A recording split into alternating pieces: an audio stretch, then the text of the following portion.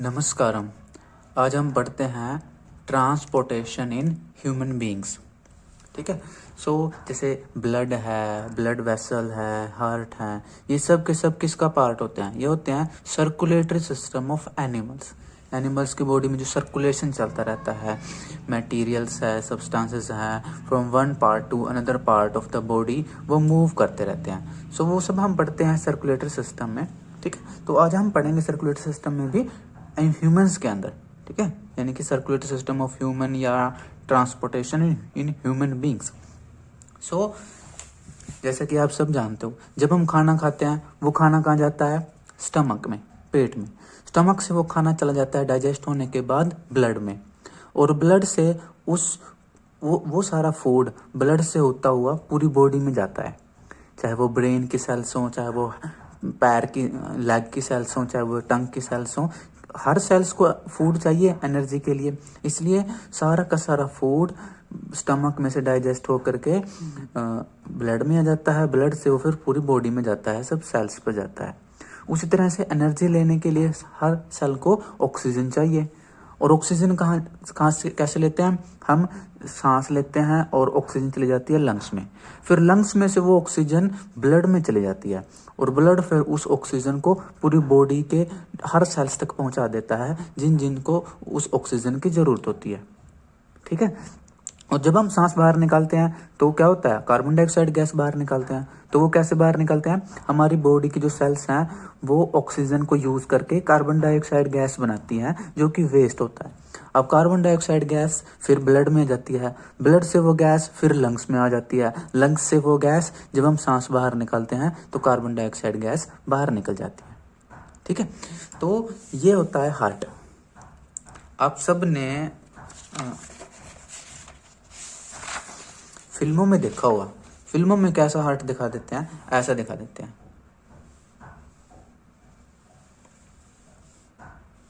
तो फिल्मों में तो ऐसा हार्ट दिखा देते हैं, उसमें भी फिर तीर मार देते हैं।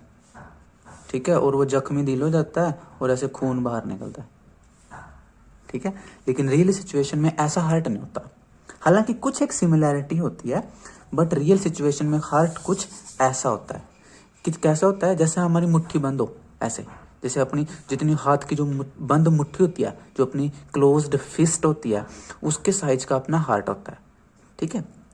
हार्ट क्या है? एक पंप है, मसल्स का बना हुआ है, तो मस्कुलर पंप है। जैसे साइकिल में हवा भरने के लिए हम पंप लेते हैं, और उसी तरह से ब्लड को पुश करने के लिए बॉडी में पंप है, जिसको बोलते हैं हम हार्ट। ठीक है। तो फिल्मी हार्ट क्या है? जैसे फिल्मी हार्ट में ना 4 चैम्बर होते हैं, तो इसके अंदर भी हम 4 चैम्बर ऐसे बना सकते हैं, ऐसे। तो एक चैम्बर, दूसरा चैम्बर, तीसरा चैम्बर, चौथा चैम्बर, ऐसे तो हम कुछ कह सकते हैं, बट ऐसा हार्ट नहीं होता। ठीक है। ये सिर्फ फिल्मों में होता है। ठीक है। खाली रोमांटिक है। अब हम पढ़ते हैं हार्ट के बारे में। तो हार्ट के पास क्या है? 4 चैम्बर होते हैं, 4 चैम्बर होते हैं। ठीक है। 2 तो होते हैं जो ऊपर वाले होते हैं, जो छोटे चैम्बर हैं वो तो होते हैं एट्रियम। ठीक है। और नीचे वाले जो बड़े चैम्बर होते हैं उनको बोलते हैं वेंट्रिकल। ठीक है। तो अब क्या होता है? जो पूरी बॉडी में से डीऑक्सीजनेटेड ब्लड, ठीक है, पूरी बॉडी में से डीऑक्सीजनेटेड ब्लड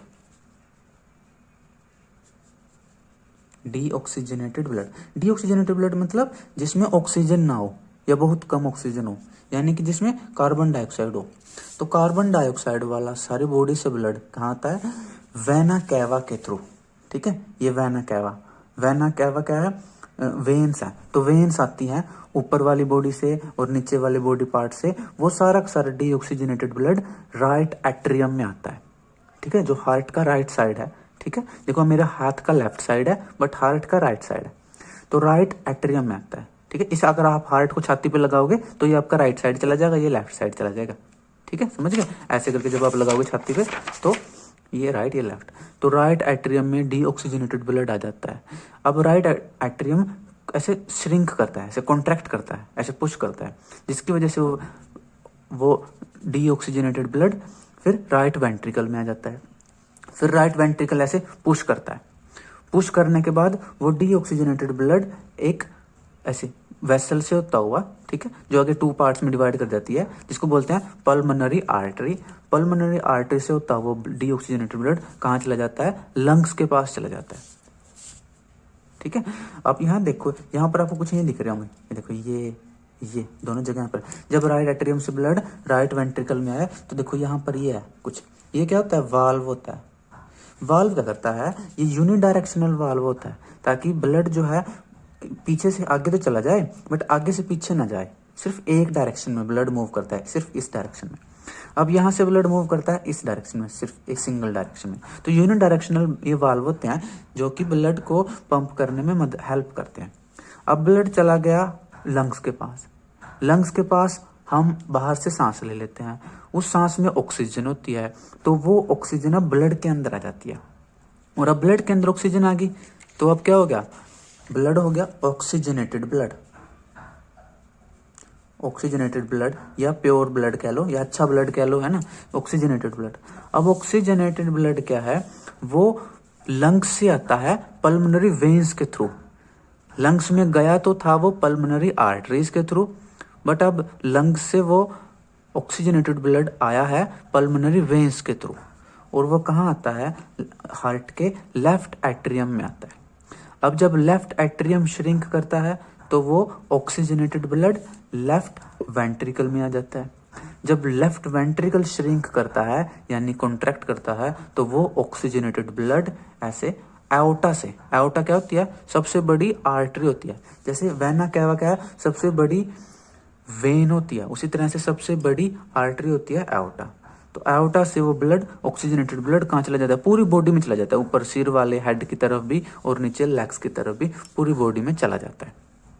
ठीक है, तो अब हार्ट में देखो आप, हार्ट में जो एट्रियम है उसकी वाल्व तो थोड़ी थिन है, बट जो वेंट्रिकल है इसकी वाल्व देखो थिक होती है। तो थिक क्यों होती है? थिक इसलिए होती है क्योंकि एट्रियम में तो प्रेशर कम होता है, ये ज्यादा प्रेशर से श्रिंक नहीं करता, कॉन्ट्रैक्ट नहीं करता। ठीक है, लेकिन जो ये वेंट्रिकल्स होते हैं ये पावरफुली श्रिंक करते हैं, कॉन्ट्रैक्ट करते हैं, क्योंकि एट्रियम में से तो ब्लड सिर्फ वेंट्रिकल तक आना होता है, पास में ही है जो कि, इसलिए ये कमजोर लगता है यहाँ पर। ठीक है, लेकिन जब वेंट्रिकल से ब्लड लंग्स में जाना है तो इसको ज्यादा जोर लगाना पड़ता है। उसी तरह से लेफ्ट वेंट्रिकल से ब्लड पूरी बॉडी में जाना होता है, इसलिए वेंट्रिकल को ज्यादा जोर, ज्यादा फोर्स लगाना पड़ता है। अब उस ज्यादा फोर्स लगाने के लिए ही हार्ट की जो वेंट्रिकल होती है उसकी वाल्व थिक होती है, बट एट्रियम की जो वाल्व है वो थिन होती है कंपैरेटिवली। ठीक है, तो ये तो था कि हार्ट कैसे काम कर रहा है। अरे मॉस्किटो आ गया, नहीं मॉस्किटो नहीं आया, कुछ और है। ठीक है, तो ये तो था कि हार्ट कैसे काम करता है। ठीक है, अब इसके बाद हम क्या पढ़े कि इसको हम दूसरे डायग्राम से समझने की कोशिश करते हैं। ठीक है, तो जैसे कि मान लो ये हार्ट है,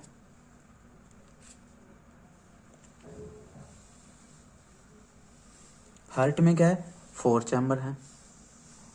ठीक है, ये तो है राइट एट्रियम, ये है लेफ्ट एट्रियम, ये है राइट वेंट्रिकल, ये है लेफ्ट वेंट्रिकल। तो पूरी बॉडी से ठीक है, मान लो ऐसे बॉडी हम दिखा रहे हैं, बॉडी से क्या है?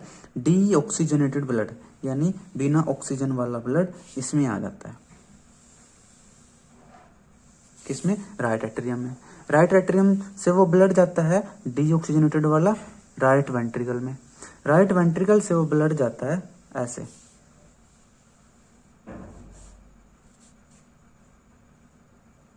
इसको हम इसको ऐसे दिखा देते हैं, एक इसे दिखा देते हैं। मान लो वो गया यहाँ पर, कहाँ पर? लंग्स में। मान लो ये लंग्स है और लंग्स के पास वो ब्लड चला गया, और लंग्स से क्या हो गया? अब तो इसमें थी carbon dioxide, deoxygenated blood. Lungs में से ऑक्सीजन मिल गई इस ब्लड को और ब्लड ने कार्बन डाइऑक्साइड को लंग्स में छोड़ दिया। अब ब्लड के पास होगी ऑक्सीजन और वो ऑक्सीजनेटेड ब्लड आ जाता है लेफ्ट एट्रियम में। अब इसके पास है oxygen, oxygenated blood left atrium से जाता है लेफ्ट वेंट्रिकल में, और लेफ्ट वेंट्रिकल से वो ब्लड कहाँ जाता है? पूरी बॉडी में, प्रेशर एओर्टा के थ्रू। ठीक है, ऐसे ये क्या है? एओर्टा आर्टरी के थ्रू वो पूरी बॉडी में चला जाता है। ऐसे। और लास्ट में क्या होता है, ये जो आर्टरी है लास्ट में ये थिन छोटी छोटी पतली पतली वेसल्स में ब्रेक हो जाती है, कन्वर्ट हो जाती है, पतली पतली थिन थिन ब्लड वेसल्स में कन्वर्ट हो जाती है। इन थिन ब्लड वेसल को क्या कहते हैं इनको कहते हैं कैपिलरीज, इनको बोलते हैं कैपिलरीज। कैपिलरीज जो है फिर कैपिलरीज से वो ऑक्सीजन जो है वो कहाँ चली जाती है, सेल्स के पास, और सेल्स से कार्बन डाइऑक्साइड कहाँ जाती है, ब्लड के पास। ठीक है, और अब ये जो कैपिलरीज हैं ये ज्वाइन कर जाती हैं ऐसे एक दूसरे के साथ, एक दूसरे के साथ ये फ्यूज करके क्या बना देती हैं, क्या बना देती है, वेन्स बना देती है। ठीक है, तो अब ये क्या होगी, वेन होगी। और वेन्स क्या करती हैं, सारा डीऑक्सीजनेटेड ब्लड को कलेक्ट करके कहाँ लेके जाती है, हार्ट पे लेके जाती है। हार्ट से फिर लंग्स में जाता है, लंग्स में ऑक्सीजन लेता है, कार्बन डाइऑक्साइड को छोड़ देता है। लंग्स से फिर वो ब्लड आता है लेफ्ट एट्रियम में, लेफ्ट एट्रियम से फिर लेफ्ट वेंट्रिकल में, लेफ्ट वेंट्रिकल से फिर बॉडी में आगे फिर कैपिलरीज आई, कैपिलरीज के बाद फिर वेन्स आई। तो वैसे ये ब्लड का साइकिल जो है वो चलता रहता है। ठीक है, तो ये ऐसे था कि ब्लड ऐसे मूव करता है। अब हम इसमें थोड़ा सा और गहराई में चलते हैं कि जो ये ब्लड मूव कर रहा है, ये ब्लड में ऑक्सीजन कैसे ट्रांसपोर्ट हो रही है। तो जब लंग्स में ब्लड जाता है, ठीक है, तो लंग्स में क्या होती है, ऑक्सीजन होती है। अब ऑक्सीजन क्या करती है, ब्लड में एंटर कर जाती है, और ब्लड में, और ऑक्सीजन जो है दो तरह से ट्रांसपोर्ट होती है। एक तो क्या, ऑक्सीजन जो है ब्लड में घुल जाती है, डिजोल्व हो जाती है। ठीक है, जैसे पानी में ऑक्सीजन घुल जाती है, ठीक है, जैसे नदियों में ऑक्सीजन घुली होती है, ऐसे ब्लड में भी थोड़ी सी ऑक्सीजन घुल जाती है। कितनी घुल जाती है, थोड़ी सी, 2 to 3% ऑक्सीजन डिजोल्व हो जाती है। बाकी कितनी बची, बाकी बची 97 से लेकर के 98% ऑक्सीजन। ये ऑक्सीजन कैसे ट्रांसपोर्ट होती है, कैसे, ये ऑक्सीजन जो है हीमोग्लोबिन के साथ, HB हीमोग्लोबिन के साथ कंबाइन कर जाती है। और ऑक्सीजन जब हीमोग्लोबिन के साथ कंबाइन कर जाती है तो उसको बोलते हैं ऑक्सी हीमोग्लोबिन। अब बन गया oxy haemoglobin molecule. Oxy haemoglobin molecule बन के कहाँ चला जाता है, फिर ये चला जाता है सेल्स के पास। और सेल्स के पास जाने के बाद ये हीमोग्लोबिन क्या कर देता है, ऑक्सीजन को तो ब्रेक करके सेल्स को दे देता है। ठीक है, और सेल्स के पास क्या होती है, कार्बन डाइऑक्साइड गैस। तो अब कार्बन डाइऑक्साइड गैस को ये ऑक्सी हीमोग्लोबिन ले लेता है। तो कार्बन डाइऑक्साइड गैस क्या होती है, हीमोग्लोबिन के साथ कंबाइन कर जाती है। ठीक है, और अब हीमोग्लोबिन इस कार्बन डाइऑक्साइड गैस को अपने साथ चिपका करके लंग्स तक लेकर आता है, और लंग्स में फिर वो उसको छोड़ देता है। ठीक है, फिर वहां से फिर ऑक्सीजन उठा लेता है। तो अब जब कार्बन डाइऑक्साइड हीमोग्लोबिन के साथ बाइंड करती है तो उसको बोलते हैं कार्ब अमाइनो हीमोग्लोबिन, या कार्ब हीमोग्लोबिन बोल देते हैं, या कार्ब अमाइनो हीमोग्लोबिन। ठीक है, सो अब क्या है, ये कार्ब अमाइनो हीमोग्लोबिन कितना बनता है, ठीक है, ये थोड़ा थोड़ा बनता है। यानी कि carbon dioxide carb amino haemoglobin के फॉर्म में कम ट्रांसपोर्ट होती है। कितनी ट्रांसपोर्ट होती है कि ओनली 5% कार्बन डाइऑक्साइड तो इस फॉर्म में ट्रांसफर होती है। ठीक है, अब बाकी बची दूसरी कार्बन डाइऑक्साइड। कुछ कार्बन डाइऑक्साइड क्या हो जाती है, खून में, ब्लड में डिजोल्व हो जाती है।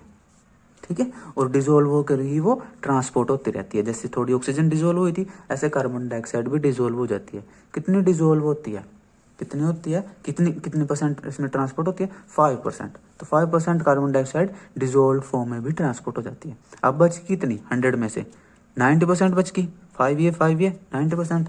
तो 90% कार्बन डाइऑक्साइड कैसे ट्रांसपोर्ट करती है, बाई कार्बोनेट आयन के फॉर्म में, बाई कार्बोनेट आयन के फॉर्म में। बाई कार्बोनेट आयन क्या होता है, HCO3 नेगेटिव, इसको बोलते हैं बाई कार्बोनेट आयन। तो ऑक्सीजन, कार्बन डाइऑक्साइड क्या करती है, बाई कार्बोनेट आयन बनाती है, और बाई कार्बोनेट आयन के फॉर्म में ये ट्रांसपोर्ट होती है। कितने percent, maximum carbon dioxide by carbonate ion के फॉर्म में ट्रांसपोर्ट होती है, यानी कि 90% कार्बन डाइऑक्साइड। ठीक, तो ये तो था कि कार्बन डाइऑक्साइड और ऑक्सीजन कैसे ट्रांसपोर्ट होती है। तो ये इस तरह से ट्रांसपोर्ट होती है। ठीक है, आगे समझ में। उसके बाद हम आगे पढ़ते हैं, ब्लड हमने पढ़ लिया, सॉरी हार्ट हमने पढ़ लिया। उसके बाद हम बात करते हैं अभी मैं आपको, चलो पहले ब्लड वेसल्स पढ़ते हैं। तो अब हम पढ़ते हैं ब्लड वेसल।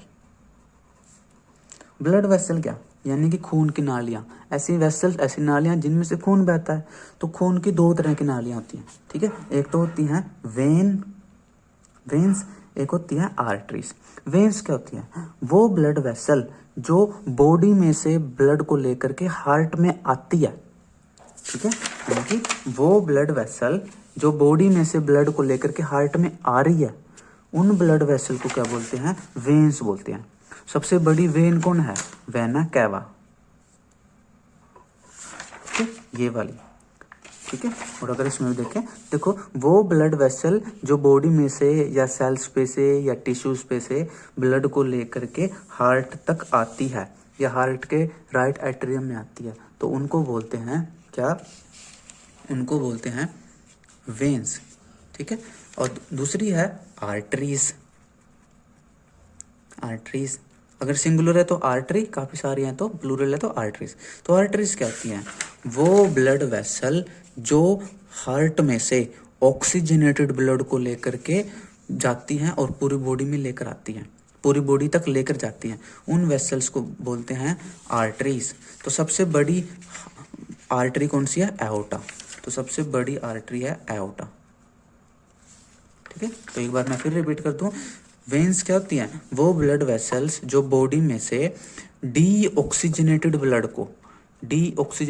को हार्ट तक लेकर आती हैं, उन ब्लड वेसल को बोलते हैं वेन्स, ठीक है। सबसे बड़ी वेन्स है वेना कैवा, ये वाली। और वो ब्लड वेसल जो हार्ट में से ऑक्सीजनेटेड ब्लड को, ऑक्सीजन वाले ब्लड को लेकर के पूरी बॉडीज तक जाती हैं, सेल्स तक जाती हैं, तो उसको बोलते हैं आर्टरीज। सबसे बड़ी आर्टरी कौन है, एओर्टा। तो यानी कि अब हमने क्या पढ़ा कि वेन्स में से तो डीऑक्सीजनेटेड ब्लड मूव करता है और आर्टरीज में से ऑक्सीजनेटेड ब्लड मूव करता है, ठीक है। लेकिन इसमें एक एक एक्सेप्शन है, क्या, ये देखो हार्ट में से ये ब्लड लेके जा रही है, ठीक है। क्या है इसका नाम, पल्मोनरी आर्टरी। तो इसका नाम है पल्मोनरी आर्टरी, पल्मोनरी आर्टरी, ठीक है। ये भी इधर भी है, देखो ये वाली ये क्या है, पल्मोनरी आर्टरी, जो ये आगे जाके 2 पार्ट्स में डिवाइड हो जाती है क्योंकि दोनों लंग्स के तक चली जाती है ये। तो जो पल्मोनरी आर्टरी होती है ये क्या है, डीऑक्सीजनेटेड ब्लड लेके जा रही है।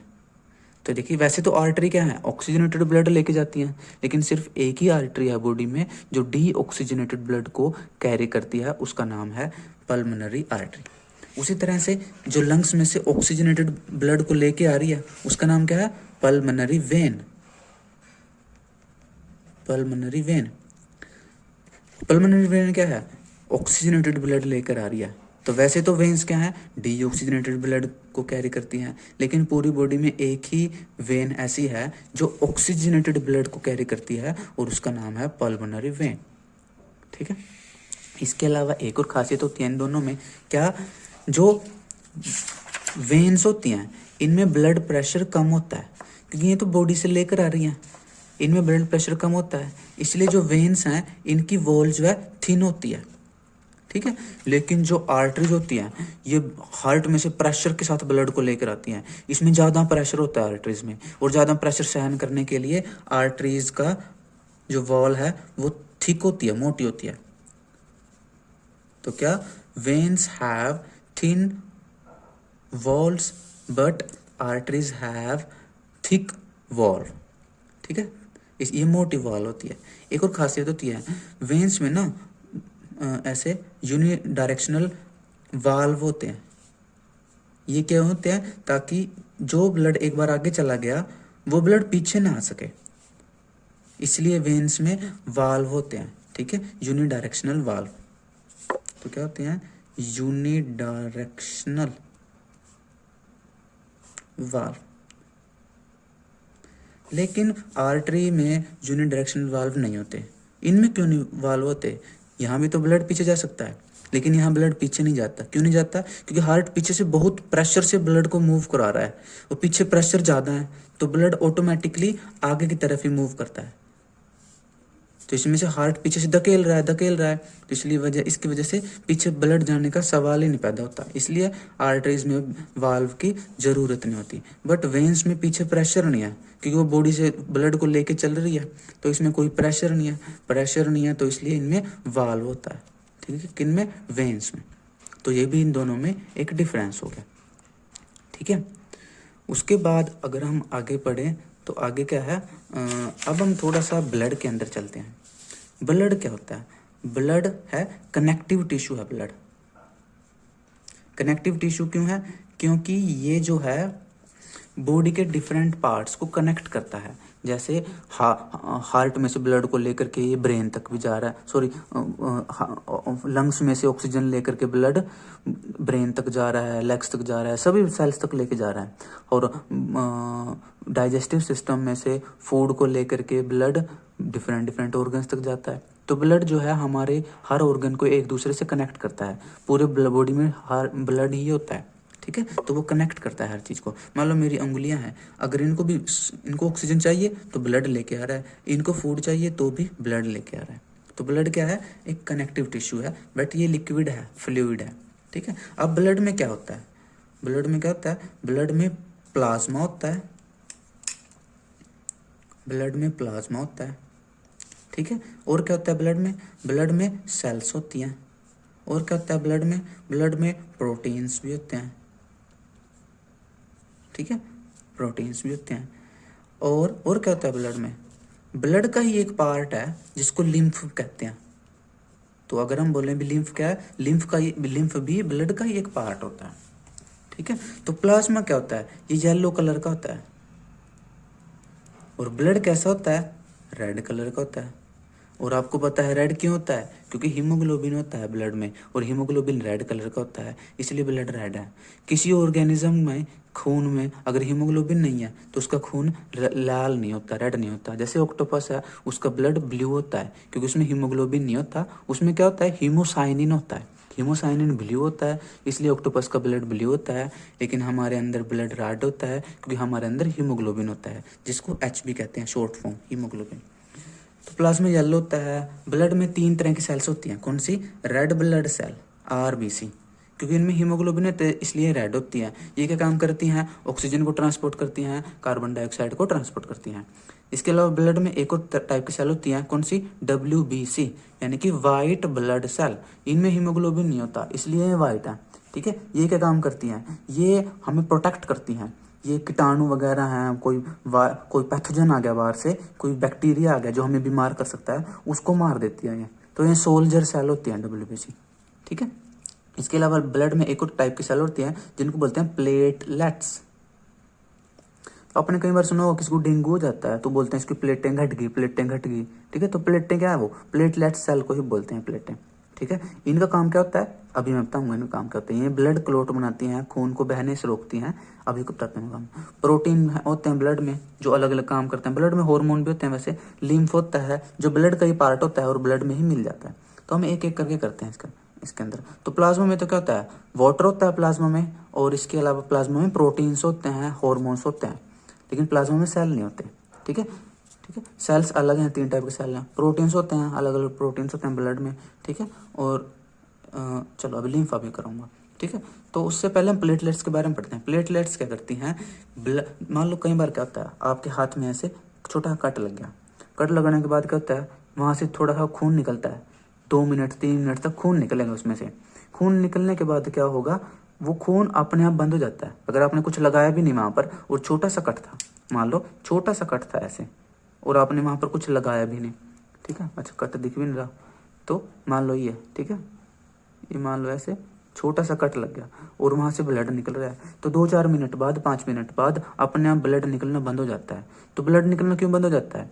प्लेटलेट्स की वजह से। प्लेटलेट्स क्या करती है? वहाँ पर ब्लड को क्लोट बना देती हैं, खून का थक्का जमा देती हैं, जिससे वहाँ पर वो रास्ता बंद हो जाता है। रास्ता बंद हो जाता है तो ब्लड बाहर निकलना बंद कर देता है। जैसे मान लो ये ब्लड वेसल है और ये यहाँ से कट गई, तो क्या करती हैं प्लेटलेट्स? इस पे यहाँ पर ऐसे एक नक्का लगा देती हैं, यानी कि क्या कर देती हैं? ब्लड क्लोट बना देती हैं, खून का थक्का जमा देती हैं, जिससे खून वहाँ से बहना बंद हो जाता है। तो ये काम होता है प्लेटलेट्स का, ठीक है। प्रोटीन्स अलग अलग होते हैं, हॉर्मोन्स होते हैं, कुछ ब्लड क्लोटिंग प्रोटीन्स भी होते हैं, ठीक है। अब आती है बात लिम्फ की। तो लिम्फ क्या है? लिम्फ क्या है? जो ये कैपिलरीज थी ना, कैपिलरीज में से कुछ प्लाज्मा, कुछ सेल्स और कुछ प्रोटीन बाहर निकल आता है इंटरसेलुलर स्पेस में, और वो क्या करता है, सेल्स के बीच में जाता है और वो ऐसे ही मूव करता रहता है। आगे जाकर के वो उसको बोलते हैं लिम्फ। वो लिम्फ आगे जाकर क्या करता है, लिम्फ वेसल्स में चला जाता है। लिम्फ वेसल आगे जाकर के फिर वेन्स में ही मिल जाती हैं। तो लिम्फ क्या है? कैपिलरीज से निकलता है, ठीक है, यानी कि ब्लड में से ही निकलता है, और वो आगे जाकर के वेन्स में ही मिल जाता है, यानी ब्लड में ही मिल जाता है, ठीक है। तो लिम्फ भी कहता है, ये कलरलेस होता है वैसे तो लिम्फ, कलरलेस या फिर पेल येलो, मतलब हल्का सा येलो, यानी लाइट येलो लगा लो, बहुत हल्का सा येलो, लाइट येलो, ठीक है, यानी या फिर कलरलेस होता है, ज़्यादातर कलर नहीं होता इसमें। ये प्लाज्मा तो येलो होता है, प्लाज्मा से कम येलो होता है। तो लिम्फ में क्या क्या होता है? लिम्फ में थोड़ा प्लाज्मा भी होता है लिम्फ में, ठीक है। और लिम्फ में क्या होता है, इसमें थोड़ी सेल्स भी होती हैं, थोड़ी होती हैं लेकिन होती तो हैं, ठीक है। प्रोटीन्स भी होते हैं, ब्लड से थोड़े होते हैं प्रोटीन्स, बट होते हैं। और लिम्फोर का काम करता है, लिम्फ का काम करता है, जो डाइजेस्टिव सिस्टम में से, इंटेस्टाइन में से जो डाइजेस्टेड फैट है, डाइजेस्टेड फैट है, उस डाइजेस्टेड फैट को कैरी करता है कौन? लिम्फ।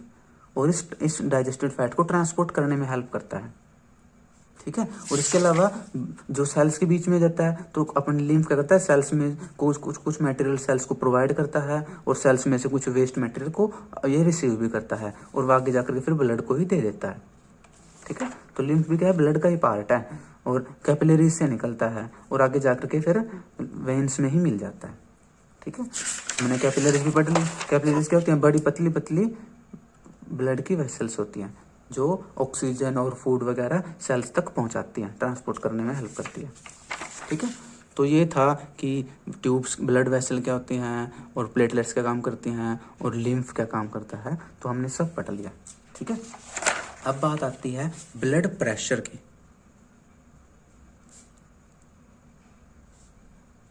ब्लड प्रेशर क्या होता है? मान लो एक ब्लड प्रेशर का, हमने ये तो पढ़ लिया, आर्टरीज हैं और वेन्स हैं, ठीक है। तो क्या होता है, आर्टरीज में ब्लड ज़्यादा प्रेशर से मूव करता है, वेन्स में ब्लड कम प्रेशर से मूव करता है। तो जो ब्लड का प्रेशर होता है उसी को बोलते हैं ब्लड प्रेशर। यानी ब्लड प्रेशर क्या है, मान लो ये कोई ब्लड की वेसल है, कोई खून की नाली है, और इसमें से ब्लड मूव कर रहा है।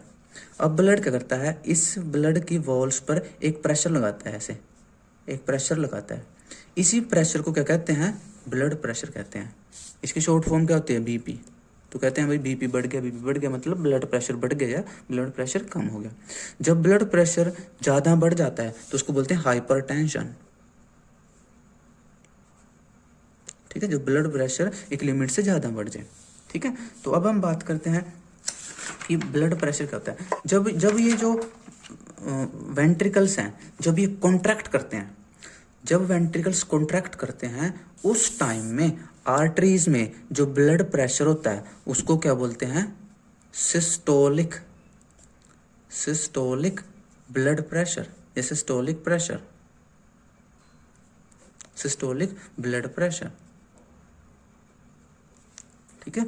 जब ये जो वेंट्रिकल्स हैं, जब ये कॉन्ट्रैक्ट करते हैं, जब ये सिकुड़ते हैं, तो उस मूवमेंट को कहते हैं सिस्टोल, उस मूवमेंट को कहते हैं सिस्टोल, ठीक है। और सिस्टोल के कारण जो प्रेशर होता है ब्लड में, आर्टरीज के ब्लड में जो सिस्टोल के कारण प्रेशर होता है उसको बोलते हैं सिस्टोलिक प्रेशर। ये कितना होता है, ये होता है 120 mm ऑफ Hg, ठीक है। तो कितना होता है, 120 mm ऑफ Hg। कौन सा सिस्टोलिक प्रेशर क्या होता है, 120 mm ऑफ Hg होता है। ये कहता है नॉर्मल अप्रोक्सीमेट है, एक अडल्ट में है, मान लो हेल्दी अडल्ट में, ठीक है। थोड़ा कम ज़्यादा हो जाता है बट नॉर्मली इतना होता है, और अप्रोक्सीमेटली इतना होता है। तो मैं एक बार फिर रिपीट कर दूँ, जब वेंट्रिकल्स कॉन्ट्रैक्ट करते हैं उस टाइम पर आर्टरीज में जो ब्लड प्रेशर होता है उसको बोलते हैं सिस्टोलिक ब्लड प्रेशर। एक नॉर्मल हेल्दी अडल्ट का 120 mm ऑफ Hg होता है। उसके बाद जब ये वेंट्रिकल्स रिलैक्स करते हैं, धीरे से रिलैक्स करते हैं, उस वक्त जब आर्टरीज में जो प्रेशर होता है उसको बोलते हैं डायस्टोलिक प्रेशर। डायस्टोलिक प्रेशर, ठीक है। तो जब ये जो वेंट्रिकल्स हैं जब ये रिलैक्स करते हैं, रिलैक्स करने के प्रोसेस को बोलते हैं डायस्टोल। डायस्टोल, ठीक है, डायस्टोल। और ठीक है, और डायस्टोलिक के कारण जो प्रेशर होता है डायस्टोलिक प्रेशर, ठीक है। यानी कि जब लेफ्ट वेंट्रिकल्स रिलैक्स करते हैं उस टाइम आर्टरीज में जो प्रेशर होता है उसको बोलते हैं डायस्टोलिक, ठीक है, या डायस्टोलिक प्रेशर, ठीक है।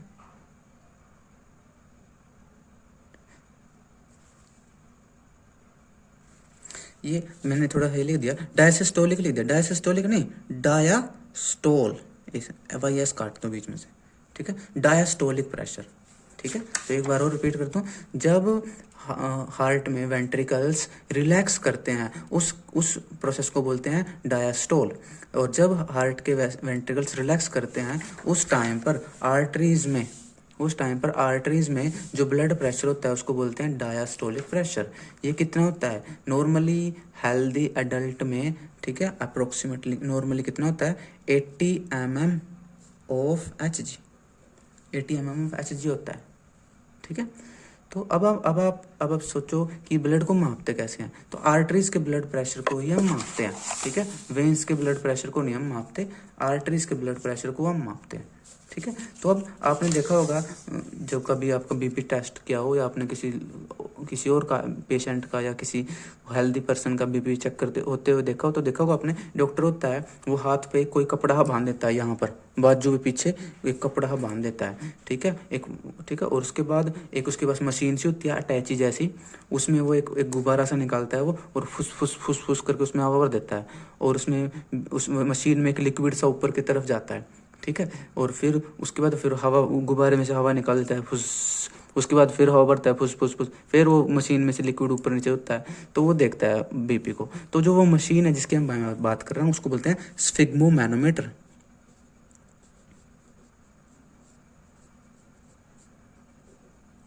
ठीक है। तो ये स्फिग्मोमैनोमीटर जिससे हम ब्लड को मेजर कर सकते हैं। इसके अलावा आजकल तो डिजिटल भी आ गए हैं, बिजली वाले भी बीपी को मेजर करने की मशीन्स आ गई हैं, ठीक है। ये बिना बिजली की होती है, इसमें मरकरी होता है, ठीक है, इसलिए इसका प्रेशर हम Hg कह रहे हैं, 80 mm ऑफ Hg मतलब मरकरी।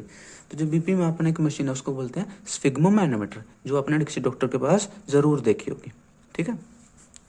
तो ये तो था कि और ब्लड वगैरह क्या होता है, कैसे मूव करता है, ये सब हो गया, ठीक है। एक चीज़ जो मेरे अभी करवानी रहेगी वो क्या कि जो ये ब्लड है, सॉरी ये हार्ट है ना, ये अलग अलग होता है, ठीक है। जो पक्षी हैं, बर्ड्स हैं, ठीक है, और जो मैमल्स हैं, मैमल्स मतलब जो दूध देने वाले जानवर होते हैं, जैसे गाय भैंस बकरी दूध देने वाले जानवर हैं। इंसान भी मैमल है क्योंकि इंसान भी दूध देता है, दूध मतलब जो मदर होती है वो बच्चों को दूध पिलाती है, इसलिए। तो मैमल्स हैं जो और बर्ड्स हैं, इनमें जो हार्ट है वो 4 चैम्बर्ड हार्ट होता है, 4 खानों वाला हार्ट होता है, 4 चैम्बर्ड हार्ट, जैसे कि हमने देखा, ये देखो 1 2 3 4 चैम्बर्ड हार्ट, ठीक है। इसके अलावा जो कुछ एम्फीबियंस, इसके अलावा जो एम्फीबियंस होते हैं, एम्फीबियन, ठीक है, इसके अलावा काफ़ी सारे रेप्टाइल्स, मैनी रेप्टाइल्स, ठीक है, स्नेक वगैरह, ठीक है। एम्फीबियन क्या है, फ्रॉग, और रेप्टाइल्स क्या हो, स्नेक वगैरह, इस तरह के जो रेंगने वाले जानवर हैं, उनके अंदर जो हार्ट होता है वो कितना होता है 3 चैम्बर्ड हार्ट, उसमें 3 खाने होते हैं, 3 चैम्बर्ड हार्ट, ठीक है। तो 3 चैम्बर्ड हार्ट कैसा होता है, कुछ ऐसा होता है, मान लो ऐसा, ऐसा, ठीक है, कैसा, ऊपर ये तो है मान लो राइट एट्रियम, ये लेफ्ट एट्रियम, लेकिन वेंट्रिकल एक ही होता है, तो डीऑक्सीजनेटेड ब्लड आता है वेंट्रिकल में, राइट एट्रियम से वेंट्रिकल में, और इधर से उसी टाइम पे क्या होता है लेफ्ट एट्रियम में ऑक्सीजनेटेड ब्लड आ जाता है और वो भी वेंट्रिकल में चला जाता है। अब वेंट्रिकल से डीऑक्सीजनेट, इसमें बीच में वो सेपरेशन नहीं होती, तो थोड़ा मिक्स हो जाता है, और वो अब थोड़ा सा ब्लड क्या हो जाता है, लंग्स पे चला जाता है ऑक्सीजन लेने के लिए, ठीक है, और थोड़ा ब्लड ऐसे बॉडी में चला जाता है, तो ब्लड मिक्स हो जाता है, ठीक है। तो इसलिए 3 चैम्बर्ड हार्ट में कहता है ब्लड ऑक्सीजनेटेड और डीऑक्सीजनेटेड ब्लड कुछ हद तक मिक्स हो जाता है, बट 4 चैम्बर्ड में मिक्स नहीं होता, ठीक है। इसके अलावा और क्या है, फिशेज जो होती हैं, मछलियाँ, फिशेज में क्या होता है, 2 चैम्बर्ड हार्ट होता है, 2 चैम्बर्ड हार्ट। 2 चैम्बर्ड हार्ट का तो ऐसे 2 चैम्बर होते हैं उसमें ऐसे, एक तो क्या है, मान लो एक वेंट्रिकल है और फिर आगे एक एट्रियम है, मान लो एक एट्रियम है एक वेंट्रिकल है, तो ऐसे होता है, तो 2 चैम्बर होते हैं उसमें। ये किस में होता है, मछली में होता है, फिशेज में होता है, ठीक है। तो अच्छा एक और थोड़ा सा अलग मैं पॉइंट बताऊं आपको, जैसे जो रेप्टाइल्स हैं उनमें 3 चैम्बर्ड हार्ट होता है, लेकिन एक क्रोकोडाइल होता है, क्रोकोडाइल क्या है, मगरमच्छ भी रेप्टाइल है, लेकिन मगरमच्छ में भी 4 चैम्बर्ड हार्ट है। तो यानी कि मगरमच्छ एक ऐसा रेप्टाइल है जिसमें 4 चैम्बर्ड हार्ट होते हैं, लेकिन बाकी सब रेप्टाइल में, ज़्यादातर रेप्टाइल में 3 चैम्बर्ड हार्ट है, लेकिन क्रोकोडाइल एक ऐसा रेप्टाइल है जिसमें 4 चैम्बर्ड हार्ट होता है, ठीक है। अब बात आती है कि भाई देखो आप, 4 चैम्बर्ड हार्ट में क्या है, एक बार ब्लड आया राइट एट्रियम में, फिर चला गया लंग्स पे, फिर दोबारा आया लेफ्ट एट्रियम में, फिर चला गया बॉडी में। तो इसलिए मैमल्स में, बर्ड्स में या 4 चैम्बर्ड हार्ट वाले ऑर्गेनिज्म में एक बार ब्लड को मूव करने में हार्ट से 2 बार गुजरना पड़ता है, इसलिए इसको बोलते हैं क्या, डबल सर्कुलेशन। डबल सर्कुलेशन, तो डबल सर्कुलेशन किस में होती है, इंसान में होती है, ह्यूमंस में होती है। तो डबल सर्कुलेशन क्या है कि जब पूरी बॉडी में ब्लड को एक साइकिल कंप्लीट करने के लिए हार्ट में से 2 बार गुजरना पड़े, 2 बार आना पड़े, 2 बार जाना पड़े, तो उसको बोलते हैं डबल सर्कुलेशन ऑफ ब्लड। ये किस में होती है, मैमल्स में होती है, ठीक है, और बर्ड्स में होती है, ठीक है, इंसान में होती है। तो अपने अंदर डबल सर्कुलेशन है, ठीक है। अगर क्या हो जाए, जैसे कि अच्छा इसमें भी होती है, एम्फीबियन और रेप्टाइल्स, इनमें भी डबल सर्कुलेशन है, क्योंकि देखो एक बार आया, ठीक है, और फिर चला गया, फिर दूसरी बार आया, फिर चला गया, तो एम्फीबियंस में भी डबल सर्कुलेशन होती है, ठीक है। अब सिंगल सर्कुलेशन ऑफ ब्लड किस में होती है, फिश में, एक बार आया एक ही बार चला गया। तो फिश में क्या है, पूरी बॉडी में ब्लड को एक साइकिल कंप्लीट करने के लिए हार्ट में से भी एक ही बार गुजरना पड़ता है, ठीक है, हार्ट में एक ही बार ब्लड आता है, एक ही बार जाता है, इसलिए फिशेस में सिंगल सर्कुलेशन होती है, सिंगल टाइम ब्लड सर्कुलेशन,